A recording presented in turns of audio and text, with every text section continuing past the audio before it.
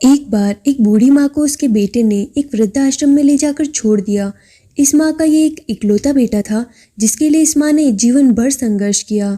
इस बेटे के लिए वो सब कुछ किया जो एक माँ को करना चाहिए या एक माँ कर सकती है। और आज भी अपने बेटे को किसी भी तरह की कोई परेशानी या तकलीफ ना हो, इसलिए वह आश्रम में जाकर भी रहने के लिए तैयार हो गई। वृद्धाश्रम में रह रही माँ हमेशा अपने बेटे को याद किया करती, मगर उसका बेटा केवल साल में एक बार उसको मिलने जाता या फिर फ़ोन पर बात कर लिया करता था। इस तरीके से कई साल बीत गए और एक दिन वृद्धाश्रम से उसके बेटे को फ़ोन आया और उन्होंने कहा, बेटा जल्दी से आश्रम में आ जाओ, अपनी माँ से मिल लो, वो बहुत ही ज़्यादा सीरियस है। बेटा जब अपनी बीमार माँ के पास पहुँचा तब वह अपनी आखिरी सांसें गिन रही थी।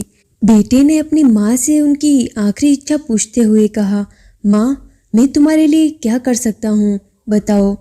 माँ ने कहा, बेटा इस आश्रम में गर्मी और मच्छर बहुत ही ज़्यादा हैं, यहाँ पर कुछ पंखे लगवा देना। और फ्रिज ना होने की वजह से यहाँ पर हम बूढ़ों को कई बार भूखे पेट सोना पड़ता है, क्योंकि किसी के दिए हुए खाने को खराब होने से हम नहीं बचा पाते। तो इस आश्रम में एक दो फ्रिज भी लगवा देना। बेटे ने अपनी माँ की सारी बात सुनी और अपनी माँ से पूछा, आपने इतने साल यहाँ पर निकाल दिए पर आपने कभी भी ये सब बातें मुझसे नहीं कही, और अब जब आपके पास टाइम नहीं बचा है तब आप यह सब कह रही हैं, ऐसा क्यों? माँ ने बेटे को जवाब देते हुए कहा, बेटा मैंने गर्मी, भूख और पीड़ा सहन कर ली, लेकिन मुझे पता है जब तेरे बच्चे तुझे यहाँ छोड़कर जाएंगे तब तू यह सब सहन नहीं कर पाएगा।